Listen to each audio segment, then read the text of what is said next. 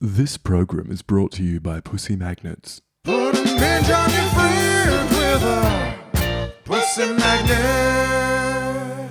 Welcome, my lovely lumps. Or maybe let's go with lovely labs. That's pretty on brand.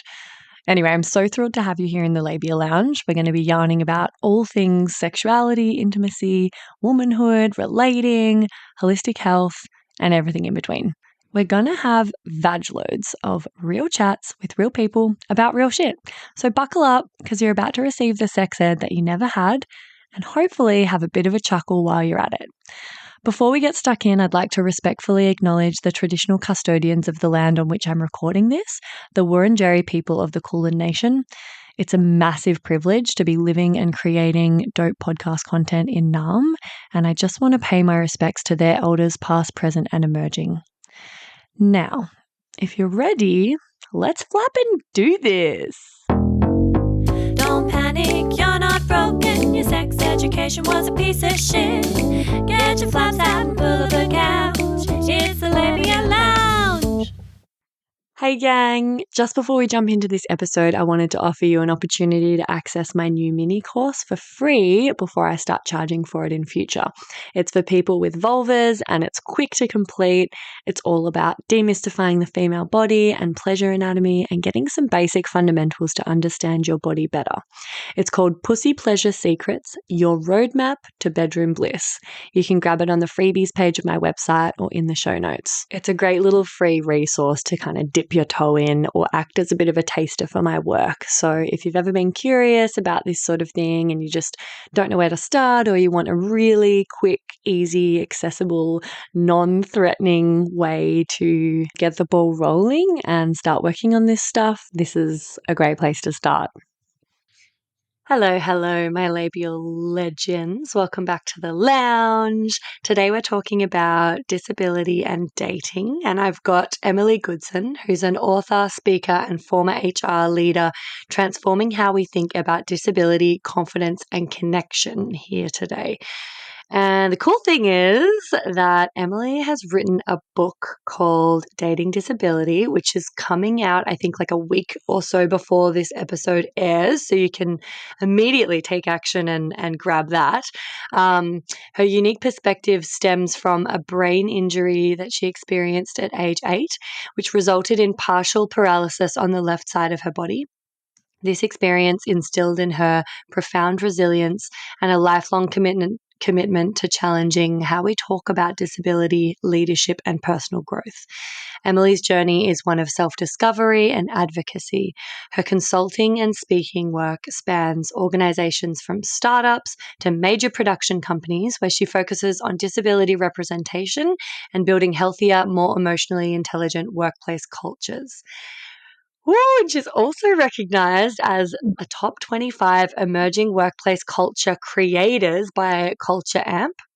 And she's known for her ability to spark meaningful change with the discussions that she brings to the table. So we're going to chat a bit about her new book, Dating Disability. But first, welcome, Emily. Pull up a click cushion. Get comfy. Thank you. I'm so happy to be here.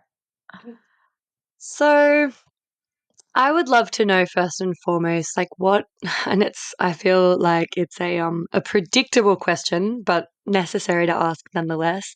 What inspired you to write Dating Disability? Was there a particular moment or experience or time in your life that just made you think like this needs to be a book? Yes, this is the book that 15-year-old Emily needed and didn't have. And you know, it's such a good question because this all sort of started probably 4 years ago, I would say. I was living in California in the US, and I had just worked with an intimacy coach, which we can talk more about. She was fabulous. And I got rejected by a guy I was interested in, and I really thought it was going a different way, and he didn't.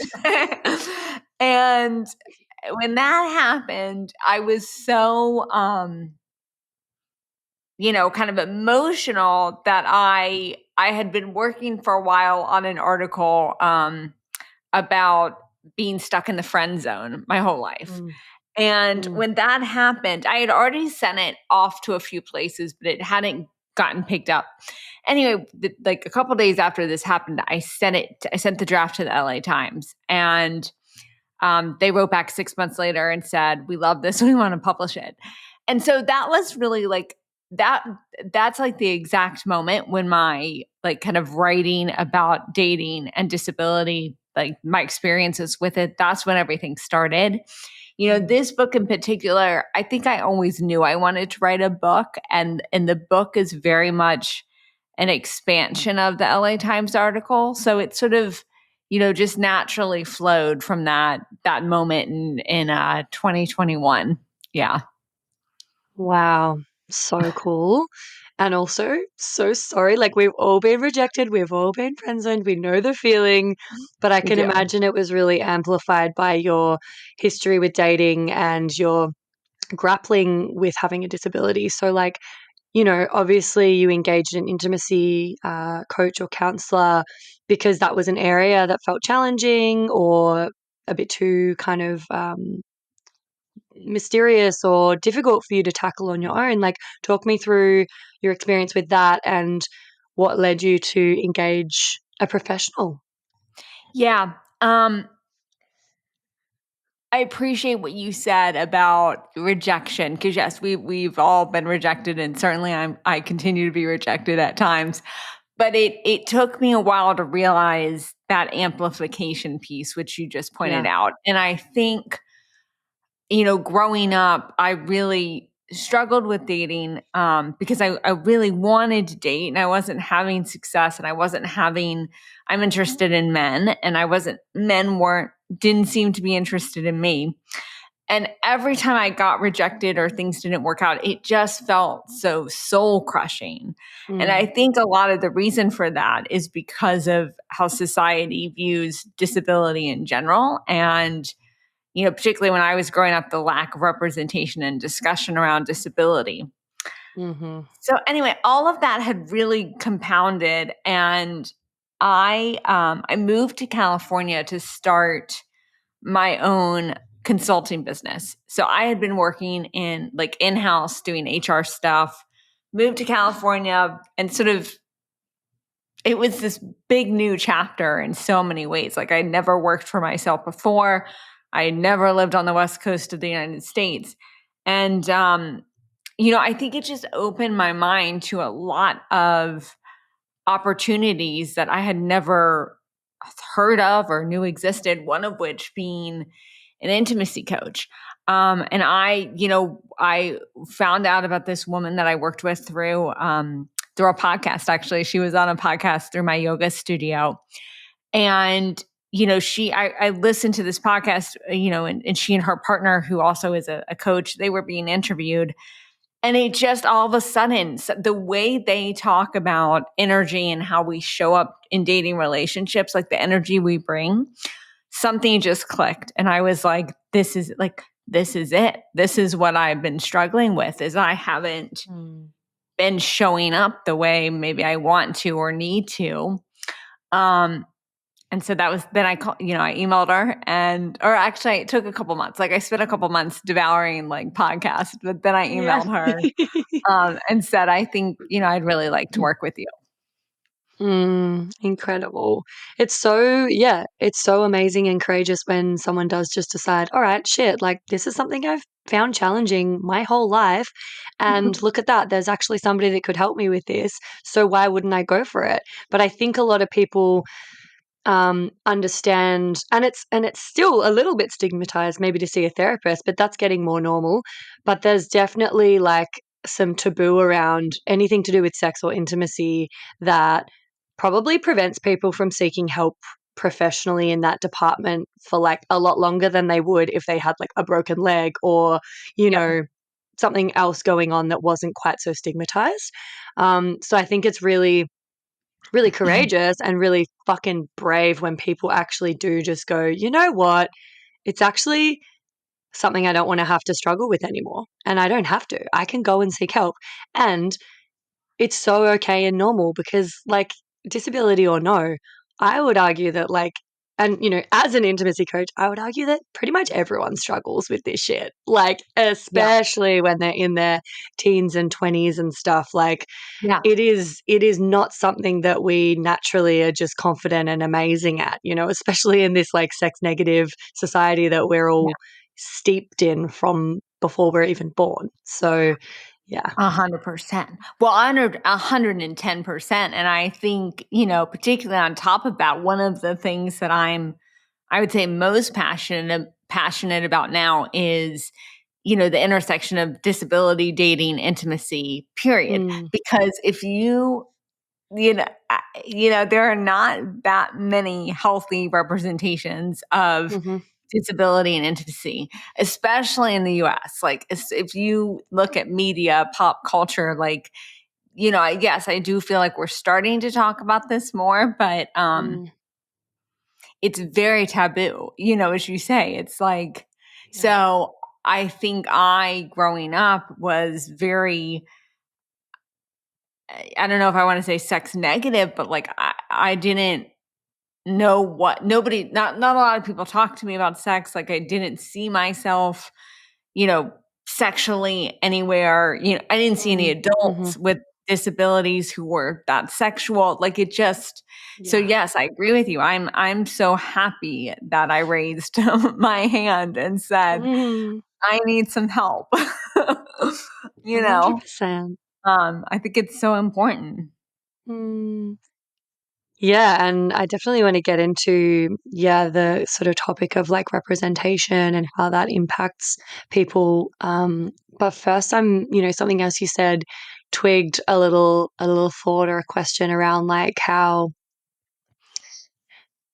I guess, yeah, like I mean, beauty standards and society's very narrow template for what counts as desirable or what counts as like sexual. It's like you almost get pigeonholed as like asexual or like not Yes. sexual beings if you're either older or have a disability or there's all of these things that somehow just exclude you from the category of like a sexual being in terms of like Yeah. people thinking that you have desire to have sex. And then there's the beauty stuff around like desirability. And I know like in your book you kind of like explore your own evolving relationship with your body and Yeah. with feelings of attractiveness or desirability. How did your understanding of like beauty um, evolve and shift as you started Oh. navigating like dating with a disability? Oh my gosh, that's such a great question. So, I had my brain injury when I was 8, and Mm, I was non-disabled before my brain injury, and then because of the brain injury, I am partially paralyzed on one side of my body, which means I walk with a pretty pronounced limp. I have about an inch difference in my legs, and I don't use my left arm and hand very much. And I think, I mean, 8, looking back now as an adult, like 8 is such a year, right? Like, it's like right when you're turning into like a preteen and mm. starting to have feelings for, other people and desires, Crushes. crushes and, hormones and so,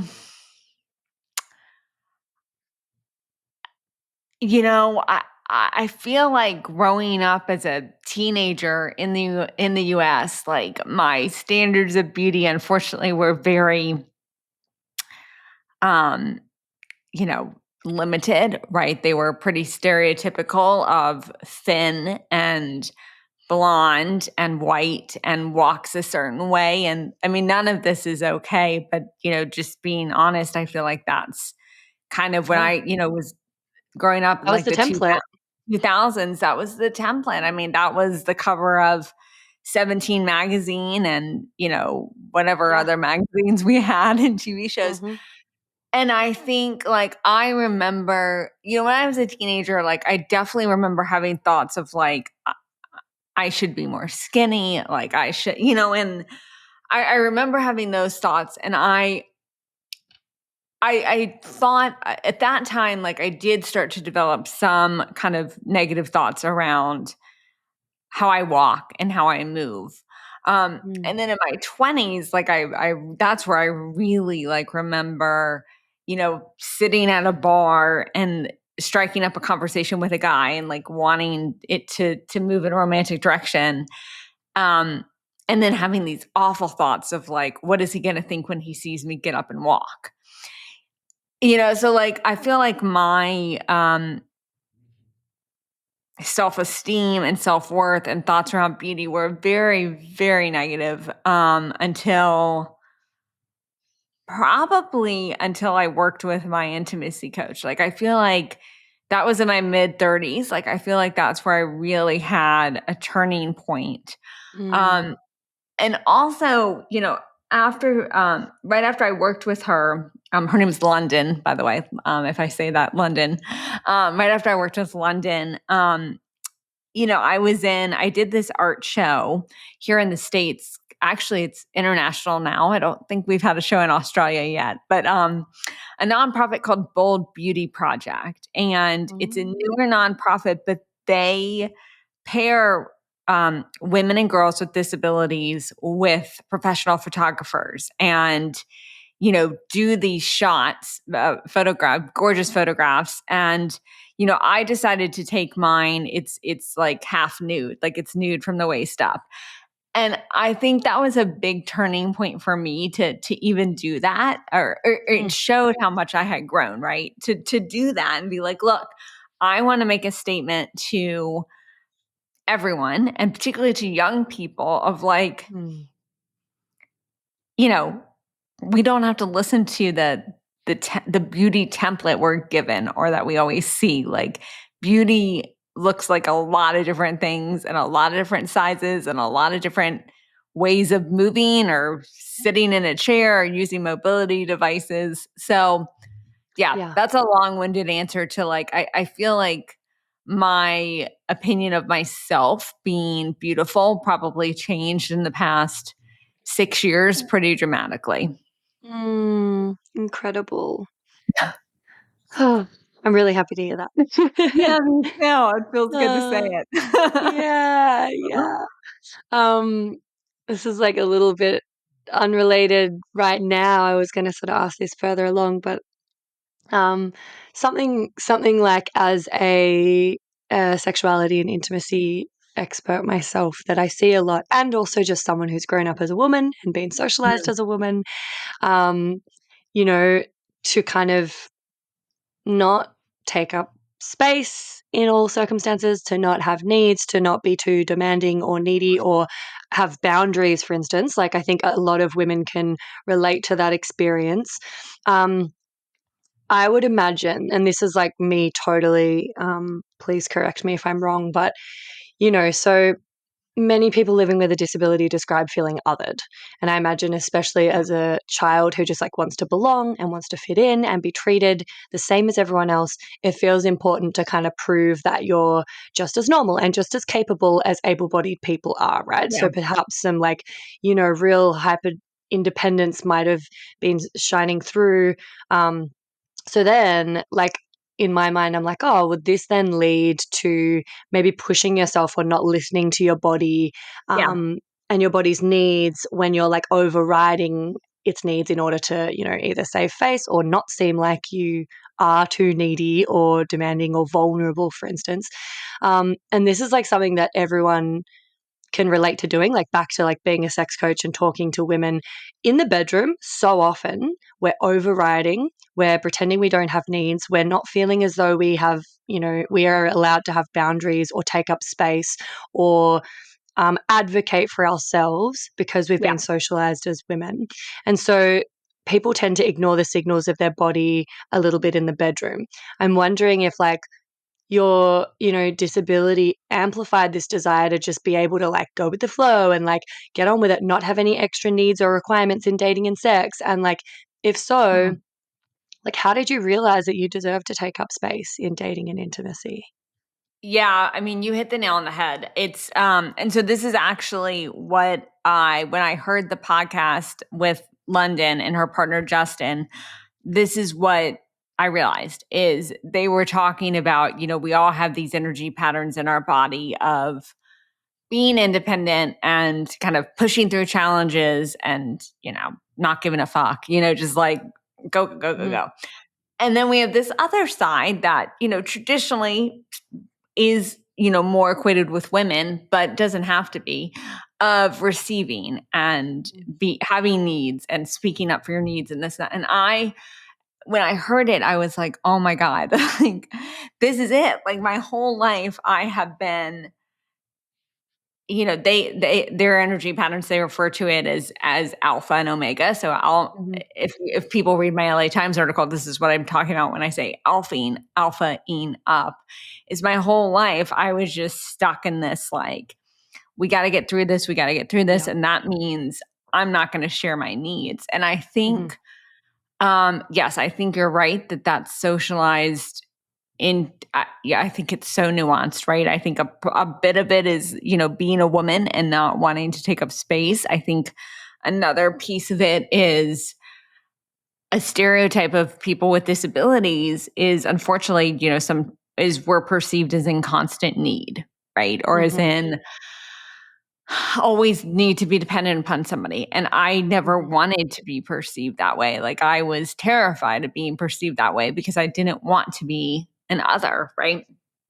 And so, yes, I think I spent many, many, many, many, many years not voicing my needs or wants. And two, I loved where you were going with, not paying attention to your body, because as maybe ironic as it sounds, like, yes, I do have a physical disability, but for like 20 years, I feel like I didn't pay enough attention to my body. I feel like it was just kind of like, this is it. And we're just gonna, push through. And funny enough, when I moved to California, the other thing I started to work in was, aside from working with my intimacy coach, was a medical modality called osteopathy. Do you know what osteopathy is? Oh yeah, I've done a lot of Okay, it over the years. I figured. I was like, I think we're on the same train here. Yeah. I met, I started working with one osteopath and have worked with many since and would not go without it now. But, osteopathy is a very, like, for those listening who may not know, it's a very like hands-on modality manipulation of like the spine and the joints and so on. And I think that brought a level of awareness to my body and the needs that, and her needs that, like, I just hadn't been aware of before. So yeah, all of that, putting a pin on all of this is, I think for a long time, it was my kind of predilection to push down my wants, my desires, and also to be aware of them. Like, I don't even think I let myself be aware of all of them. Yeah, absolutely. And yeah, it's so nuanced, like you said, very intersectional, because like those things are super common across the board. Like we're very disconnected from our bodies and our bodies like needs, and depending on if there's it's really common with neurodivergence to override the body and just push and push and not actually be tapped into what is going on internally. So that's one thing that a lot of my clients struggle with because of their neurodivergence. And so, and just being a human in a modern society that doesn't really teach us or encourage us to go within or to be embodied or to be connected with our physicality and our emotions, which are very much living in the body. I see all the time these kind of like physical manifestations that are happening due to emotions or imbalances in the body that we aren't even aware of because we're so disconnected. And then add into that, the socialization as a woman, add into it having disability and not wanting to seem too needy, not wanting to play into the stereotype, not wanting to be othered, wanting to belong and be independent.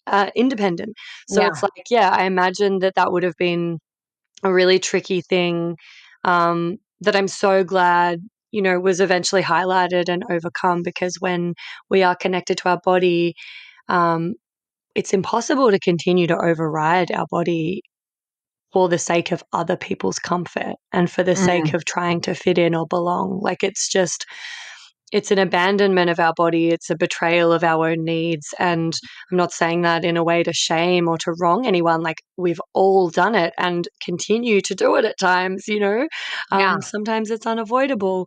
But yeah, I was just curious about how that sort of showed up in the bedroom, because, you obviously probably felt really unlucky in love for like a lot of your, teen and 20s, and really wanted to be desired, wanted to be loved, wanted someone to want you.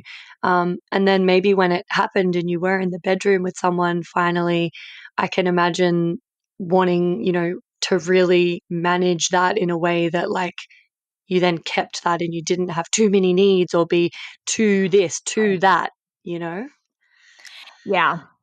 Yeah. Or I feel like I can remember one time where, um, the guy he didn't stay aroused for as long as, maybe he had wanted, we'll put it that way. And I remember saying out loud, "Oh, it's me. I know it's me." Mm.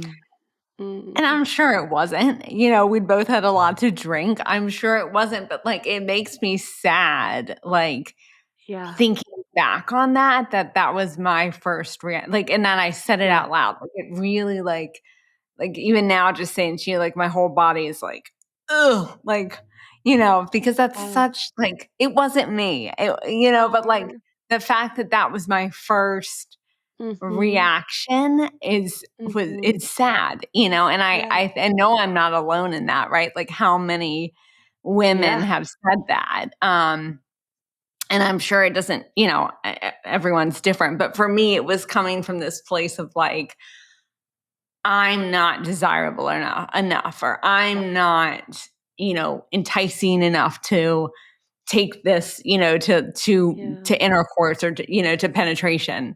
And so yeah, it's just Yeah. It's it's heartbreaking. it's heartbreaking, like thinking back on that. And I think it's like that's again why like I go back to this book and my writing, and this will not be my only book, but it's like it's just so important that we talk about these things, because I don't Mhm. want any young person or anyone. I mean, not they don't even have to be young, but if anyone's feeling like this, I'm like, I, I want them to stop. Like there are ways we can get out of this muck, Mm. Yeah. Yeah.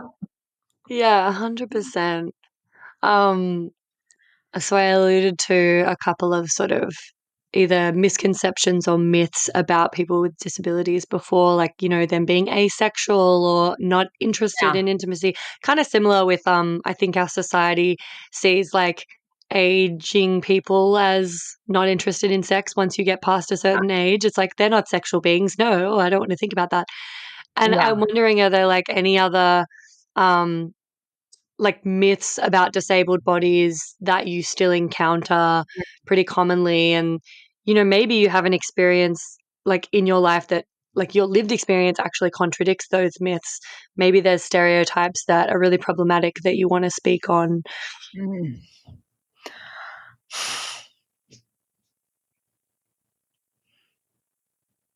That's a great question. I mean, I think that certainly the biggest one that I want to speak on is that I think we've hit on, the major two I would say are that, disabled people are asexual or not interested in sex. I mean, some may not be, but I think some are. Many are. I am Yeah. certainly.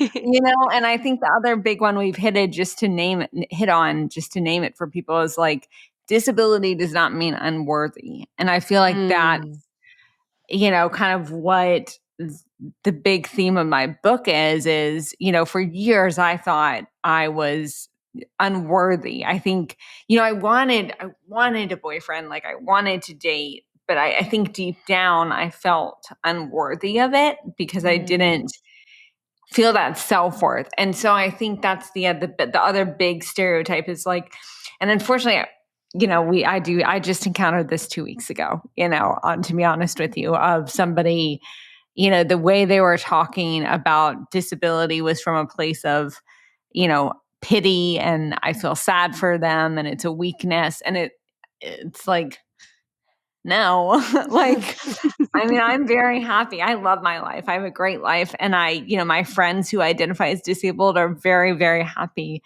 in their lives too. But I think, unfortunately, kind of those stereotypes of like unworthiness or something to be pitied, they still exist. And because they still exist, I feel like it can be hard. Like, even if you love your life, you run up against one of those stereotypes. Like when I ran up against it, like that still hurt, like to hear that. And it made me sad to hear that, even though I know it's not true, and so I think, unfortunately, I feel like those stereotypes do still exist. And,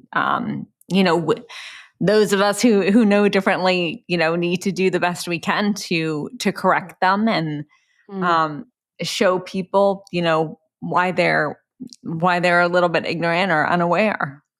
Yeah. Yeah. Because there's so many like harmful narratives or tropes that, especially in the time that we've grown up in with the media, with movies, with everything like that. Like, oh man, it was bad. It was bad on so many fronts. And it still echoes. There's still these very harmful stereotypes or assumptions, not just about disabled people, but about like all sorts of things. It's so problematic. Like most of the movies that I grew up with, like they have not aged well. No. But something that just popped into my head as you were speaking is I'm curious if there's like any, maybe not like statistics around this, but maybe anecdotal evidence or something you've observed. So I used to do, or I still do, disability support work on the side, and a couple of my clients have been in incredibly abusive, toxic relationships. And when we've spoken about it, it generally seems to be made possible because of this self-worth stuff that you're talking about. Like they don't think that they can get any better. They don't think they deserve any better. There's this sort of internalized ableism that means they don't feel lovable. And so they they become vulnerable to these types of people and relationships that that treat them like shit, and maybe are more vulnerable to either getting trapped in the first place or staying in them. I'm not 100% sure, but I think because of this self-worth piece, that sort of makes them more susceptible to falling into and staying in these dynamics, because at the end of the day, they don't think that they are worthy of better, or they haven't experienced better, or they haven't had much luck in the dating department. So they're like, well, I guess this is better than nothing. And, at least someone's caring about me or touching me, or I have company or whatever. Is this something that you like know much about? Is this actually a thing where, I don't know, like maybe I'm just being ignorant, but I don't know much about this. I do know, I do know that statistically, like the rates of sexual abuse or sexual harm are higher for people with disabilities. Like I know for a fact it's, that is true. Hey, baby babes. Sorry to interrupt. I just had to pop my head into the lounge here and mention another virtual lounge that I'd love you to get around. It's the Labia Lounge Facebook group that I've created for listeners of the poddy to mingle in. There you'll find extra bits and bobs like freebies, behind the scenes, or discounts for offerings from guests who have been interviewed on the podcast. There'll also be, hopefully, inspiring, thought-provoking conversations and support from a community of labial legends like yourself. My vision for this is that it becomes a really supportive, educational and hilarious resource for you to have more access to me and a safe space to ask questions you can't ask anywhere else. So head over to the links in the show notes or look up the Labia Lounge group in Facebook and I'll see you in there. And now, back to the episode. And I mean, speaking from my own perspective, I look back and I really have not, I've not dated a lot of people. I still to this day have not had someone I would call a committed boyfriend or partner.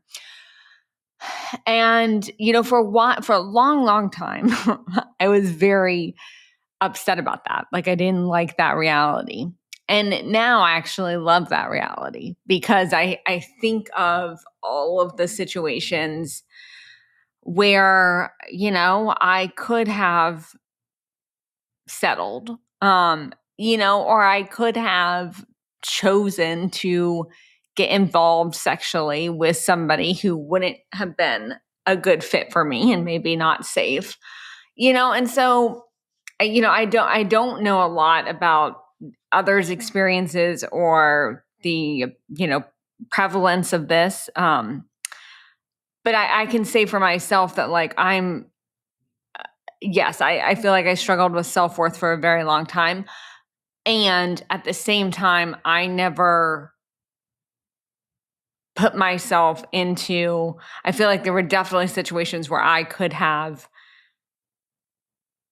gone home with somebody or pushed the needle and it wouldn't have been good. And I think it's probably, a mashup of like, I didn't feel worthy, but I also didn't have the communication skills to push things forward. And that in retrospect may have saved me from a situation that would have been unsafe, or Yeah. hurtful. Yeah. Yeah. Yeah. Okay.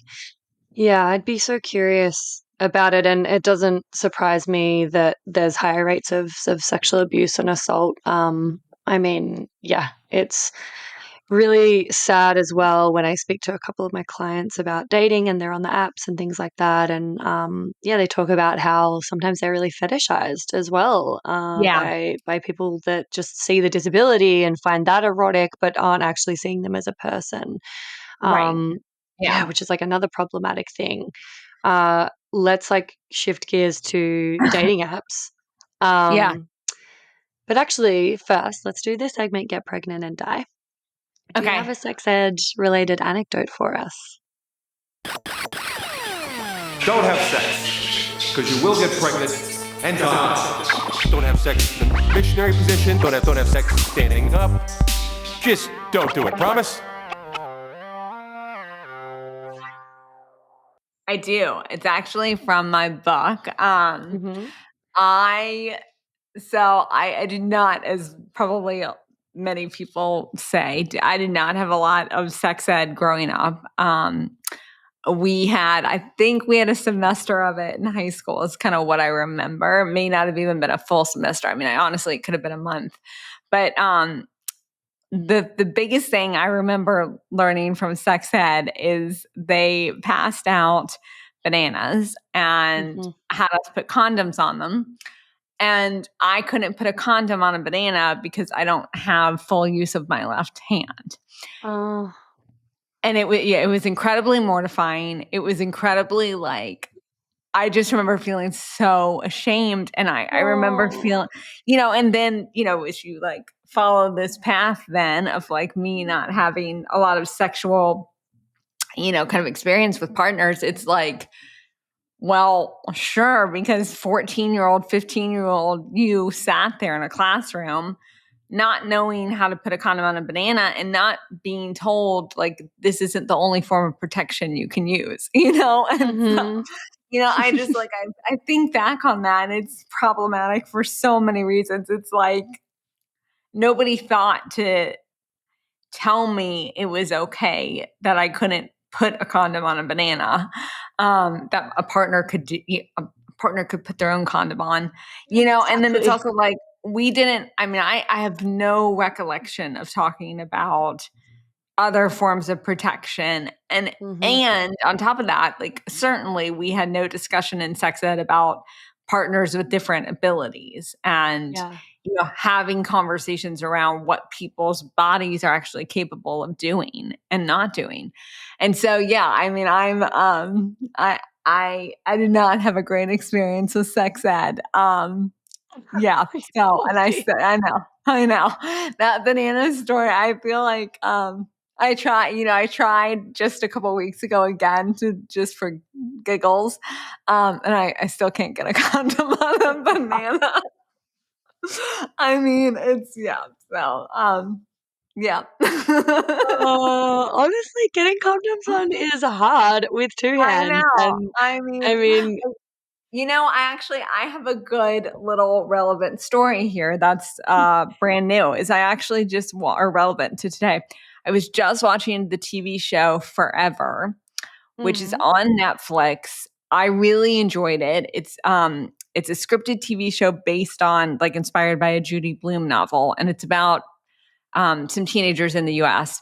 in California.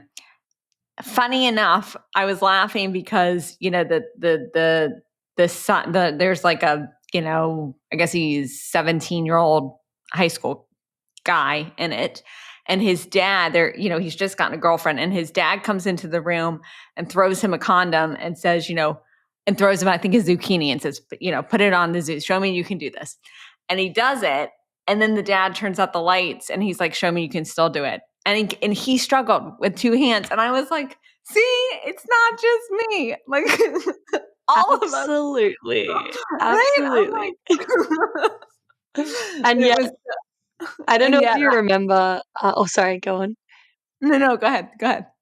Well, I don't know if you guys had these magazines over there, but there were these kind of like teen magazines like Dolly and Cosmo and stuff, and they would have like a sealed section where they would talk about sex, and they would have you believe that you can put a condom on with your mouth, like you don't even need your hands. I've been told to try that. I haven't, yes. I was like, Advanced.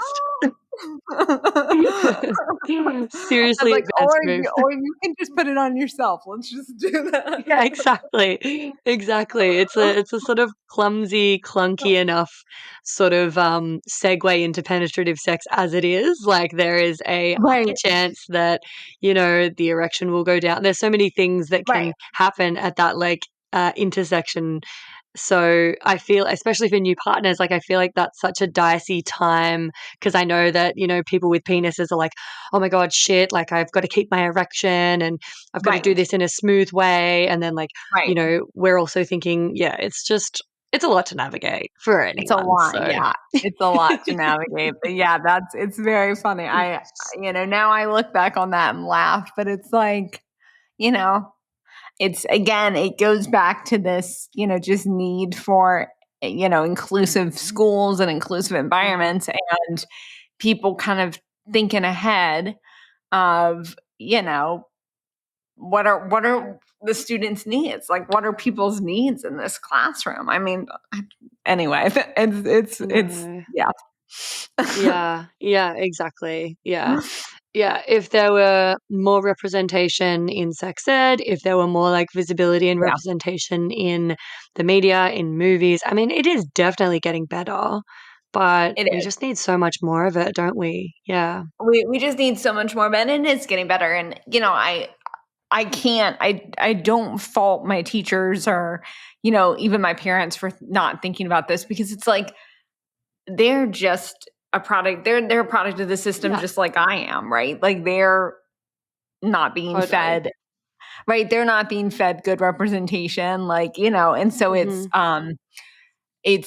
that's why I think I feel so emboldened now that I've, kind of done all this work on myself to be out here and like talk about this stuff. Cause I'm like, Uh, like, if I don't do it, like I don't know that I could live with myself, because I'm like, yeah. I just don't want, I want people to know there are other forms of protection, just like sex Hmm. means a lot of different things. I mean, we can get into this more later, but like, I feel like for so long I was so focused on like sex is penetrative sex. It's like Yeah. it's one thing, and it's like Yeah. no, it's not. But that's how we're conditioned, to think about Totally. things, Yeah, absolutely. P and V. Yeah, Sex, correct.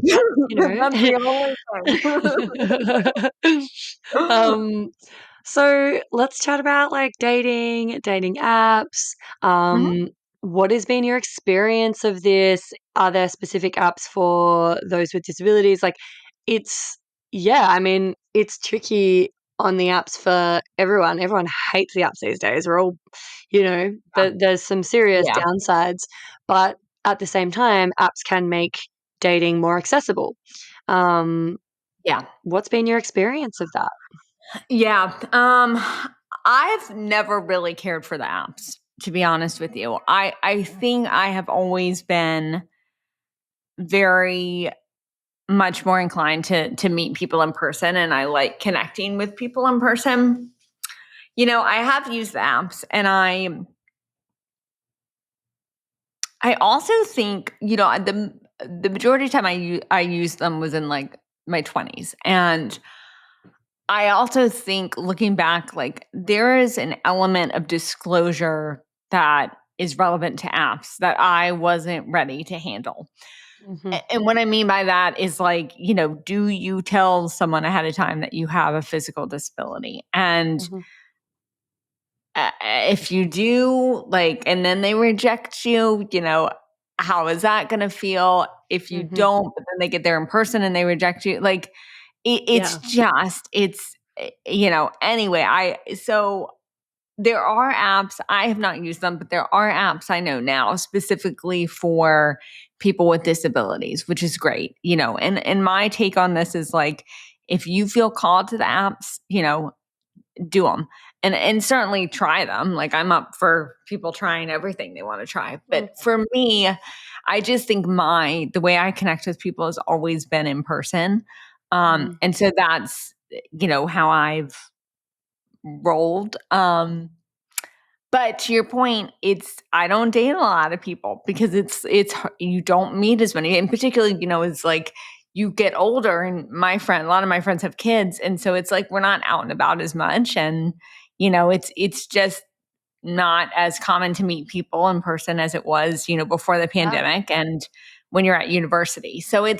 But that's a choice, right? And I've made that choice, and I'm comfortable with that choice. And so I think that's like my takeaway for dating in general for people is, like, if you want to do the apps, like, do them, but like, make a conscious choice about what you're doing and why. And I think, when you do use the apps, like, you really need to spend some time thinking about, do I disclose? Do I not disclose?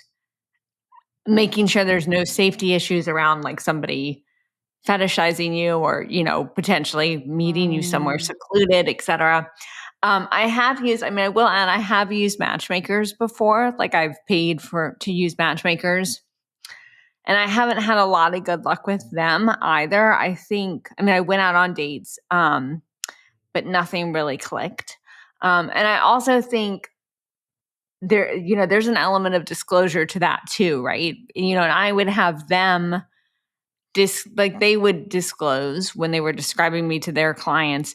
But I also feel like that's a little awkward too. Like, I mean, it's my disability, it's my body. Like, I feel so personally, strongly about it. It's like, I would almost rather me be the one to explain to somebody who I am, what I think about disability, what I think about my body. Um, mm.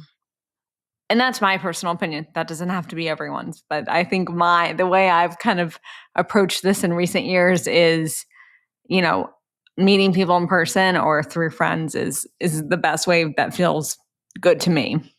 Yeah. Yeah.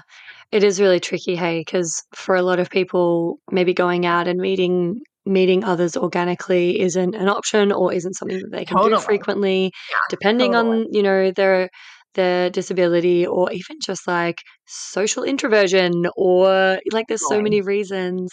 But then I do feel like meeting in person and getting the full experience of someone, the sound of their voice, the energy that you feel standing next to them, the physical appearance, the way they make you feel. Like, there's so much more to attraction and to compatibility and to chemistry that you just completely miss out on an app. And so it does feel like in an ideal world, there would be a way that everybody could meet other people in person and cut out the middleman Yeah. of the apps. But I have, a friend who's in a wheelchair and talks about how in the past he's really gone back and forth around disclosure. Like at certain Yeah. times he's had pictures only from his sort of shoulders up and hasn't disclosed that he's in a wheelchair until he gets there, because he just doesn't want to, make his chances less, Yep. because he thinks people will rule him out automatically. But if they meet him, maybe they will give him a chance. But then, like you said, like if you get there and then they reject you, or if like people are disgruntled that you've, he Yep. uses the word catfished, like people have literally said that, and then that's a fucked up feeling. But That's then, yeah. so it's tricky. I feel like, I don't know if I was in the position, not that I really know unless I was actually in the position, but Yeah. I feel like I would want to put it in my profile so that I just weed out anyone that Yeah. isn't up for it from the get-go, so that I don't have to then start chatting with someone, have the Yeah. conversation, disclose it, and then see them ghost, or get to the date and then see their face change if they're not down, Yeah. but, then of course it does probably limit your options of people that are going to be open to that or whatever. So yeah, really Yeah. tricky. It's tricky. And I think you bring up like two really good points. I mean, number one, it's just so important for everyone to realize like I am one person with a physical disability, right? And like I am a woman, I'm a white woman, I am cisgendered, like I'm heterosexual, like, I am one very limited perspective. And like there are disabled people out there who have very prolific sex lives and have never had a problem with dating, and there are people who it's hard for them to get to a bar, or, they're more comfortable chatting online first. So I think you bring up a really good point. Just, I think back to your question on stereotypes, like it's easy to assume one disabled person is like all disabled people, and they're not, so like, Mm-hmm. I think that's important. And two, the other thing you just brought up that, that I was thinking about, when I did use dating apps, I would say on there, yes, I would say on there, I had a brain injury when I was 8, and, I've been partially paralyzed. But the other thing that's tricky about it is like people don't always read it. Unfortunately, I feel like a lot of people just look at the pictures, right? And they're swiping and they don't always read the text. And so like I'd had people, I remember one time, like I had somebody come to the date, and I had said in my profile, I'd had a brain injury and I had partial paralysis because of it. And at the time I was wearing a brace on my knee, and he got there and he was like, "What is that?" He asked about it. And I said what it was. And, and then he had an awkward response, and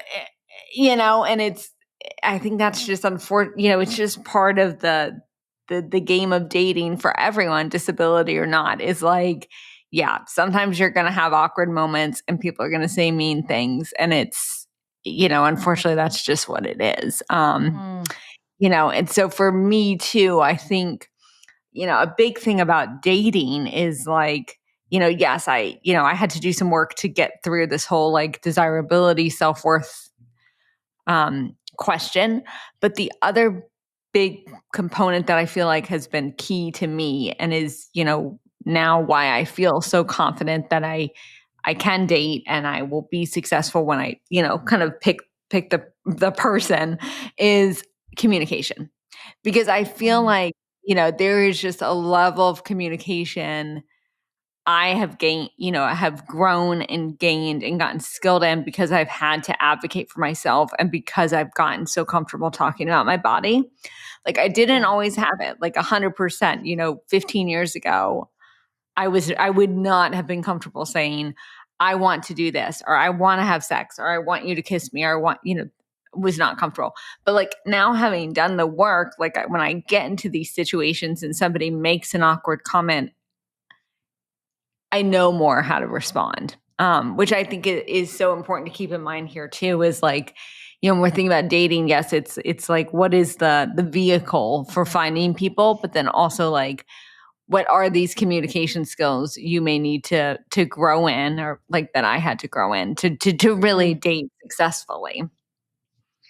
Oh my God, I love that you brought this piece in around communication and how you had to really, really increase your communication skills and like fine tune those as a result of navigating having disability and dating.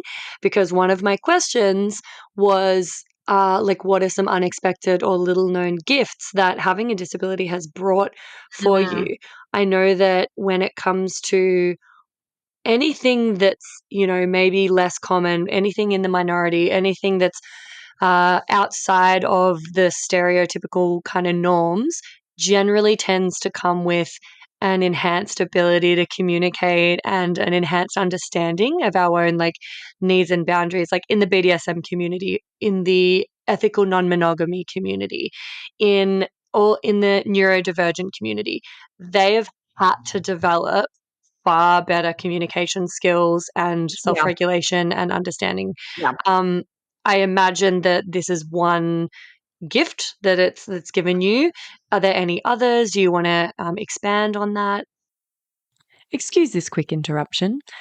I'm shamelessly seeking reviews and 5-star ratings for the potty because, as I'm sure you've noticed by now, it's pretty fab. And the more people who get to hear it, the more people I can help with it. Reviews and ratings actually do make a big difference to this little independent podcaster.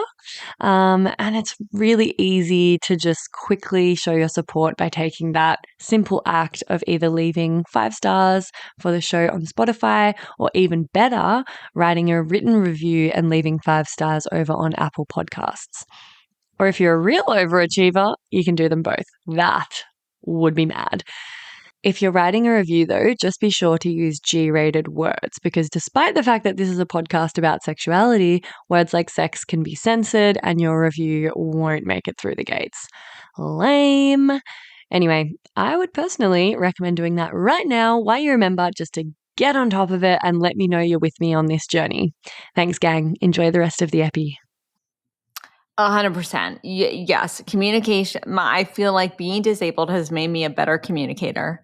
I feel like it has also made me, and when I say this, I'm talking in present tense. Like, it hasn't always Yeah. been like this, but I feel like once I accepted my disability and really like accepted my all the parts of my identity, I'm a better communicator. I'm much better at self-regulation. Like, I am very, I don't want to say efficient because that's not necessarily a good way to describe self-regulation, but like, I'm very aware of what's going on. And then I know, like, breath work, meditation, journal, sleep. Like, I know what's going to help get me regulated again. I would add two more things. I think being disabled, and this has probably always been true, it has given me a tremendous amount of empathy for a lot of people. And I think particularly it has given me a big appreciation for people's potential. And, it's funny, in my 20s, and even recently, actually, somebody has said to me that a guy I'm interested in romantically isn't, quote, good enough for me. And I really struggle with that phrase. And I have always struggled with it. And I think I always will struggle with it because I just don't know that we're in a position to judge somebody else's worth. And I think we're also not always in a position to judge somebody else's potential. I know when people say this, it's coming from a place of like, I care about you and I want to make sure you're not lowering your standards in yourself. But Mhm. I just have such an appreciation for how much people can change and grow because I've seen myself do it multiple times over in different ways. And I think having a disability really has shown me that, right? Like, it's, I woke up or, I got out of surgery and all of a sudden couldn't walk, and relearned to walk and relearned to talk. And, then it's, when I was 16, I figured out how to drive, with car adaptations and, assistive tech.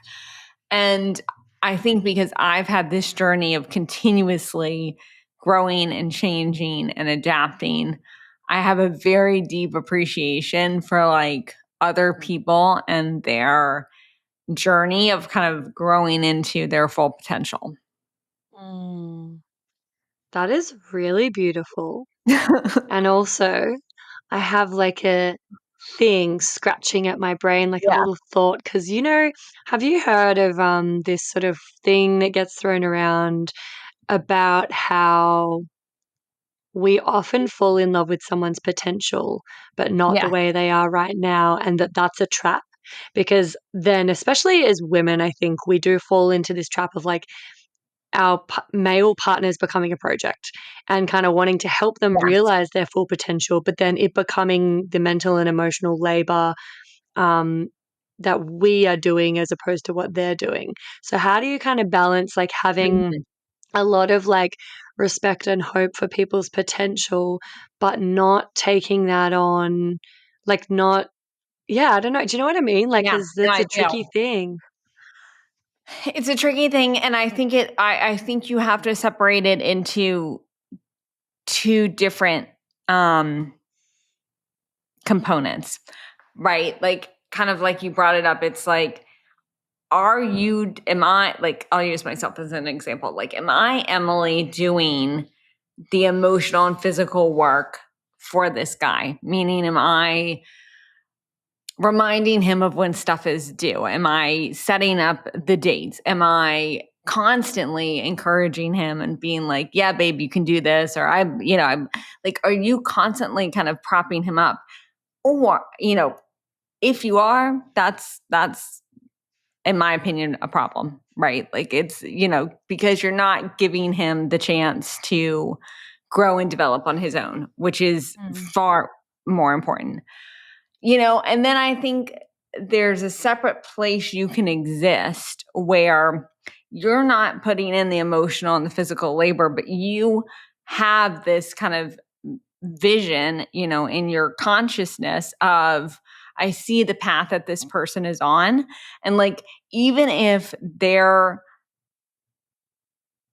going through stuff right now, that like that's for that person's good because it's getting them to where they need to be. And so I think it's tricky. But I see it as almost, you have to check yourself in that area, like you said, of, are you doing the work, or is this more a mentality that you're holding in a and I think the other question that comes into play for me is if this person never changes, like their communication style never changes, for instance, am I okay with that? And if you are, then I think you're good and you just continue along your merry way. And,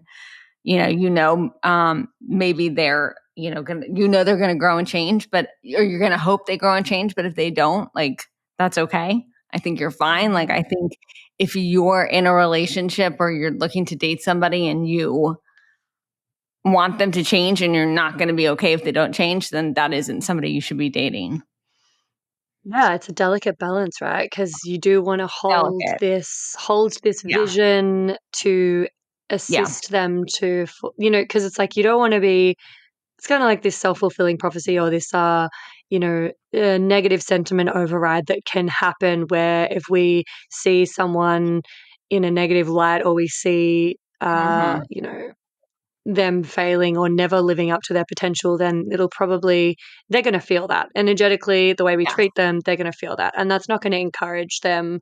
We know that positive reinforcement actually encourages growth, and the opposite is like the worst thing you could do, and very damaging in a partnership. So holding this like vision of their full potential and treating them as such is a positive thing that we can do to help them on their journey. But we also don't want to be only loving them if they realize that potential, or only Correct. sort of feeling like they're worthy if they get there, because then that's putting a whole lot of pressure on this thing and not really loving them in the present moment and for what they are now. And then that could also lead them to feeling like they're not enough or they're not worthy or there's too much, pressure or expectation on them. And I guess like Yeah. my approach with this is just like, I don't care. Like, you can have all the demons and be working on all the shit. Um, and you can be flawed and imperfect like the rest of us are. But if you're not actively working on it yourself and if you don't have intrinsic motivation to be working on Yeah. that, I'm not I don't want a bar of it, because otherwise I will come in and do the Yeah. heavy lifting, because I am Correct. passionate about personal development and growth. Same. And I expect a partner to be on the same tip. So you can, anyone that I date can have all sorts of stuff going on, but as long as they're working on themselves and they care about their own growth and take responsibility and accountability, then we're good. But if not, fuck that.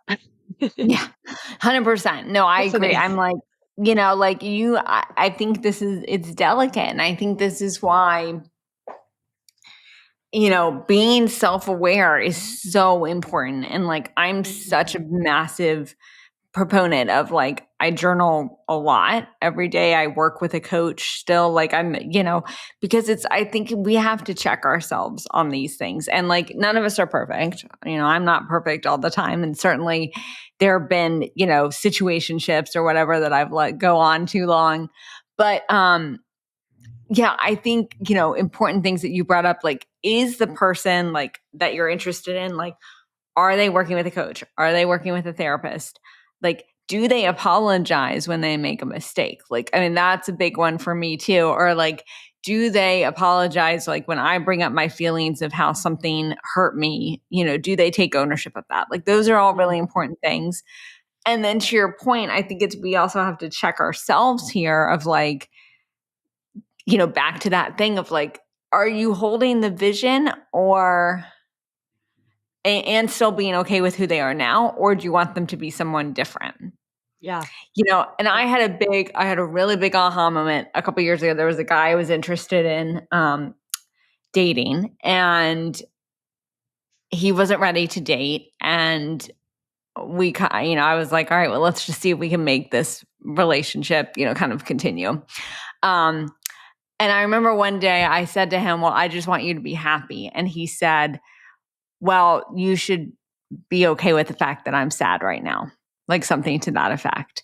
And I was like, oh shit, like he's right. Like, right? Like he's exactly right that like I should be okay with the fact that like he's sad and going through shit and like is having a hard time. Like, yeah. I mean, that was a big moment for me. I think about it a lot because I was like, oh yeah, like that was me wanting him to be someone different, and that was not okay. Yeah. Yeah. Wanting him to just be at a different place in his journey Correct. and Yeah. trying to, hurry that along or do something to, alter his course or it's Yeah. tricky not to get involved, It's tricky to like let them just do it themselves, but hold the vision and be Yeah. compassionate and Tricky. still supportive and so relating and dating, it is a lot to navigate for I know. everyone. So, I know.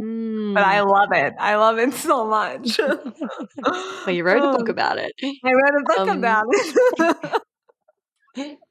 so before my last couple of questions, I'd love Yeah. to do the segment TMI. Do you have a Yes. TMI story for us? TMI, we love it. Said TMI, we love it. Yeah, and I alluded to it earlier. I think my TMI story is when I was working with my intimacy coach, like I was and up until I worked with her, and even when I was first working with her, I was terrified to admit that I had never had penetrative sex with a partner. And I was so ashamed of it. And like, and then, I remember shortly after working with her, I told a guy I was interested in, and that really like broke the shame mold, right? Like saying that. But I feel like to a lot of people, maybe to this guy, it was almost like TMI, right? It was like, I don't need to know. And it's, kind of going off on this. It's interesting because I talk about this in the book of how, I didn't want to admit this to anybody and I felt shame about it. And it's funny because I've had advanced readers say to me since, well, maybe if someone's in that position, they shouldn't tell their partner, before they have intercourse. And I'm like, okay, you're missing the whole point of the book. Like, right, the whole point of the book is like the open and honest. But I think, it's I feel like, again, like our culture has socialized this idea of like sex is one thing and that's what you should want, P and V. And then it's like, also socialized into us that like everybody's having that type of sex a lot. And I don't think that's the case, like based on my own experiences, based on people I've talked to. And I just feel like it's better to be honest about that, even if it is TMI, quote unquote. Like, I regret having so many years where I felt ashamed of that, and I talk in the book of, when I was working with my coach, like, again, this is somebody I barely knew. I was paying to work with me. And like, I couldn't bring myself to tell her it. And I was like, I whispered, I looked down, and I, for context, like I generally don't have a lot of problems with eye contact. Like if I'm breaking eye contact, it's usually because I am uncomfortable, which is not the case for everyone, but it is the case for me. And anyway, so I would just share that as like, I feel like that's something that I myself once considered to be TMI, and potentially people I've talked to have considered it to be TMI. But I feel like if you're in a dating relationship, or if you're in just a sexual relationship, whatever, like you need to be honest about that stuff. It's my opinion. And I just think that if you're bringing up that and with a potential sexual partner and they think that that's TMI, they think talking about sex is TMI before you have sex. Like they're not mature enough to be having sex with. Like if someone can't Right. handle those conversations and communicate Yes. openly and transparently about everything to do with sex and intimacy, and then Yeah. like I don't want to have sex with that person because Yeah. they're obviously still, very impacted by social narratives and scripts around sexuality and shame and stigma. And I have done so many years of work to get rid of that shame and stigma. So Right. I'm not interested in being with someone that is still, and I have compassion for people that are still in that spot. I was, but I just don't. I think it's damaging to be intimate with someone who's so uncomfortable that they can't talk to you about this stuff when you're bringing it up, because Mm. that will then Yeah. double down on and reinforce the shame that you've just spent so long trying to do away with. Yes. Yep. And I'm not blaming people for feeling uncomfortable to have conversations about sex, but I think broadly, not shaming or blaming anyone specifically, just broadly in our society, I just don't think we should be having sex unless we're able to fucking talk about it with each other. Like, I what's up with that?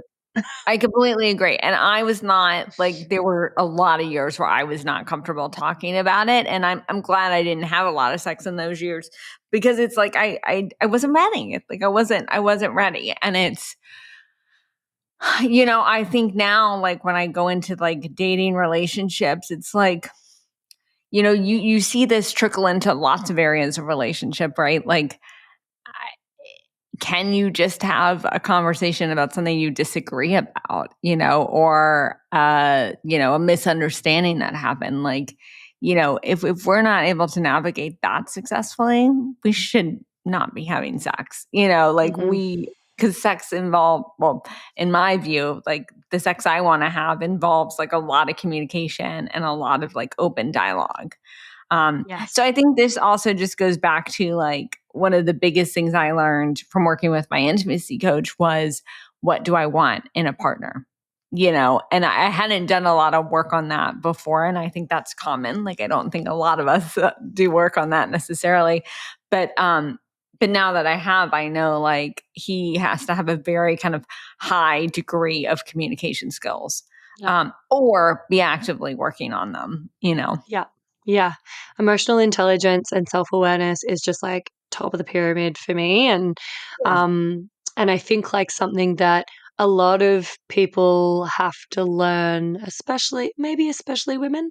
And I imagine it would be amplified, for people with disabilities, as we talked about earlier, you've grown up with this feeling of being othered or maybe not worthy or maybe not lovable or desirable. Um, so this might be even stronger for you, but we need to learn that it's not about someone choosing us. It's like we need to choose somebody else. Correct. Like we're not Yeah. just waiting to be chosen. And I think that's a narrative that gets, Yeah. set in very early with, princess movies and princes coming and rescuing and choosing, the girl. But if you actually, value yourself and have enough self-worth and reflect on what you want in a partner, what you require from a partner, and you have standards and discernment around what is necessary for you to feel met on an emotional level and safe and valued and respected and all of these things, like then you're actually reframing dating, uh, and now you're looking to choose somebody rather than waiting to be chosen. And I think it's a nice reframe because it focuses your own needs and your worthiness, that you are 100%. worthy of having the option to choose someone who's right for you and not settling. Um, so Yeah. I think that's really cool that the intimacy Yeah. coach helped you develop that worthiness and actually reflect Oh, on like, hey, yeah. I've got a choice in this. Like it's actually me that's going to be choosing my partner. So like I got to get discerning about this. And to do that, I need to know what my requirements are. Yes, because I feel like up until that point, it had been socialized into me of you're going to get married, you're going to have kids, like that's just what it is, right? And I felt shame around, well, I haven't done this by the time I'm 27. Like I've got to like figure out how to do this. And I feel like I almost went into my work with London like with that mindset of like maybe she can help me figure out how to find the guy, right? And then I remember, to your point, like as we came out of it, out of our kind of coaching container, I don't remember when I had asked her, but she said to me, she was like, well, it's what you want, like period, end of story. And I think about that a lot of like, it is what I want. And like, if I wanted to be dating 10 men right now, like, sure, I could do that. I could go on a dating app and I could do that. Or I could, go to a bar every night and figure it out. But I'm like, that's not what I want. And I think to your point, like staying focused on like, what do you want? Like, who are you? What, it's everything. It's everything. Yeah. 100%. So I know many non-disabled people fear doing or saying the wrong thing. Yeah. And that can like sometimes lead to maybe just straight up avoidance so that they're not Yeah. even risking doing or saying the wrong thing. And like this can come from, a place of empathy and not wanting to harm anyone else by saying the wrong thing and making them feel shitty. But it can also come from a place of like, like just sort of selfishness or discomfort or not wanting to be seen as insensitive or whatever. Like, what guidance would you give to someone who, I mean, like anyone interacting with a disabled person, but maybe like in particular, like someone dating a disabled person for the first time, um, and having the best intentions and really not wanting to say or do the wrong thing, but not really knowing from an embodied experience place, like what Yeah. to be aware of. Yeah. It's very nuanced because it's very, it's, if you are a non-disabled person and you make a comment that maybe doesn't come off the right way or isn't well educated, the impact of that comment is going to depend largely on the other person's kind of state and worth and the work they've done. And what I mean by this is like comments people made to me 10, 15 years ago, like, if they were kind of an insensitive comment, I would be like, fuck that person. Like, like, I'm just like, fuck it. Today I'm now much more in a place of like, where did it come from? Like, what was the intent? And so anyway, I just want to start with that because it's such a nuanced answer because, there's two people on the side of the statement, right? Now, having said that, I think everyone should do the best they can to, number one, educate themselves. Like, I think, if you are, I think all of us, regardless of if we're dating somebody who's disabled or not, like, you should have friends of all kinds of backgrounds. And like, you should have diverse friends, some of whom may identify as disabled, because I think, having your friend group be diverse, it's going to help you interact with anyone, and then I think understanding, immersing yourself in kind of like, what are different perspectives, whether that's through reading or podcasts, or friends, I think that's really important for anyone, and then I would say, if you're not disabled, you're starting to date somebody who's disabled, I think you get to know them as a person first. To me, that's, we're people just like everyone else. And, I think disability is just a natural part of the human experience, right? It's like the majority of us are going to experience physical disability at some point in our lives, even if we haven't already. And I think we get into this state of thinking it's something other, or thinking it's something to be hushed up or not talked about. And so I think just keeping that in mind too, of I just want to get to know Emily, or I just want to get to know this person, and then I think that maybe the third thing I would bring up is don't make assumptions, right? Don't assume they need or want help with everything. If you want to, if they have a physical disability, for instance, and you want to assist them, ask, do you need help with that? Can I help you with that? Versus assuming, they need you to open a jar, or drive, or whatever it may be. I think one thing that just came to mind with the driving comment is there was a guy I was out with once, and he just made the comment out of nowhere. He just said, "Oh, well, I know you can't drive. So I would suggest this, but I know you can't drive." I mean, that's not true at all. I can drive, right? But again, that was an assumption that he made based on a lack of education or biases. And so I think just, to sum this up, educate yourself, get to know the person, as a human being, try not to feed into your assumptions and biases. And then 4, when you do, apologize. Another story I tell in the book is this guy I was flirting with, he said, after about 10 minutes, I started to walk, and he said, "Oh, wait, what's wrong with your ankle?" And he pretty immediately was like, "Oh my gosh, I'm sorry. I didn't mean it like that." And I was like, "It's okay. Let's talk about this. I have a physical disability, da, da, da, da, da." But, he took that, we had 10 minutes of flirting where he had just been, getting to know me as a person, and I liked him. And then, when he said something he wished he had said differently, he apologized and he owned it. And so I think those are kind of hopefully 4 helpful takeaways. Yeah, beautiful. I love that. And yeah, I feel like it's okay to ask questions from a place of curiosity and Sure. getting to know the person and their experience, their unique experience of having a disability.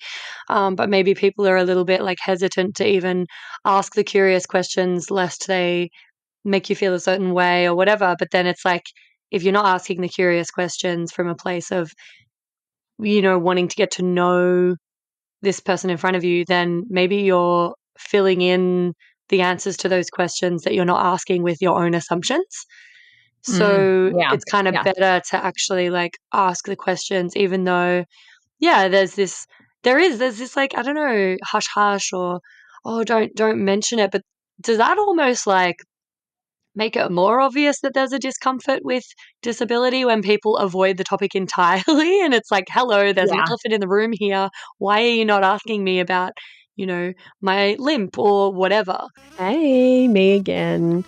If you'd like to support the potty and you've already given it 5 stars on whatever platform you're listening on, I want to mention that you can buy some really dope merch from the website and get yourself a Labia Lounge tote, tee, togs. Yep, you heard that right. I even have Labia Lounge bathers. Or a cute fanny pack if that'd blow your hair back.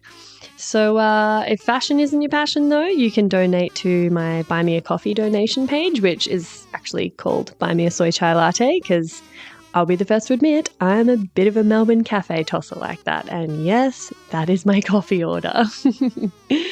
You can do a once-off donation or an ongoing membership and sponsor me for as little as 3 fat ones a month. And I also offer one-on-one coaching and online courses that'll help you level up your sex life and relationship with yourself and others in a really big way. So every bit helps because it ain't cheap to put out a sweet podcast into the world every week out of my own pocket. So I will be undyingly grateful if you support me and my biz financially in any of these ways. And if you like, I'll even give you a mental BJ with my mind from the lounge itself. Saucy. I'll pop the links in the show notes. Thank you. Later. Yes, I agree. Like it's better to ask questions and be curious than not bring conversation up, because I think that's the most harmful thing we can do is silence or push down conversations. I would also add to this, like, don't make it feel like an interview, like ask questions, but like I was in a conversation recently where it was just like question after question after question of like, what do you think about this related to disability and representation? Like, what do you think about your experience compared to this disabled experience? Like, what about this? What about, like, all the questions were about disability. And I was like, I don't, like, you're not paying me right now to lead a workshop in a company, right? Like, it's like if this were me presenting to a company on disability inclusion, like, absolutely, that's what I'm here to do.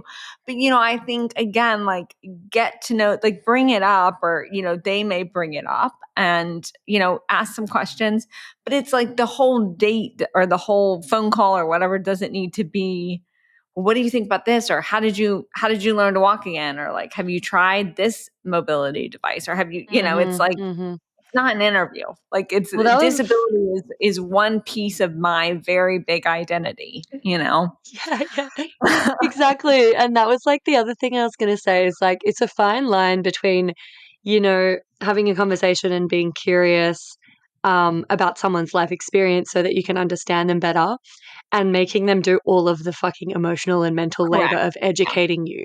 So it's like, go and educate yourself and supplement that with some questions, but like don't expect someone to just like fill in every single gap for you, but like it's their duty to, because they're the one with the disability. So it's like now their job to fucking educate you. Like that's not cool. And I think that happens a lot in all different spaces, like with I've had Black people on the podcast talk about this, and it's just, exactly. and yeah. So exactly. I love that. And I am aware that we've gone a bit over time, so I'm gonna wrap it and tie a bow on this, even though there's so much that I could, just love chatting with you about.